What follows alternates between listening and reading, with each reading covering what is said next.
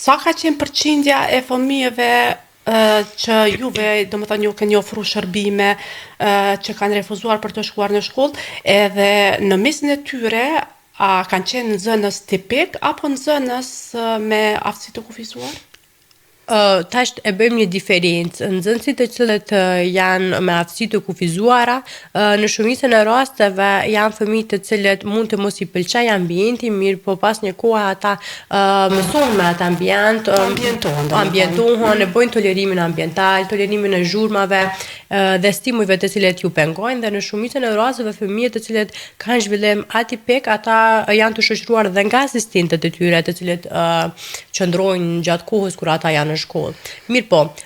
kjo dukuri shqetësuese është për fëmijë tipik, domethënë fëmijët të cilët, edhe fëmijët të cilët kanë nota të mira në shkollë, edhe fëmijët të cilët deri më herët kanë pëlqyer shkollën, ju ka pëlqyer ambienti i shkollës, mirë po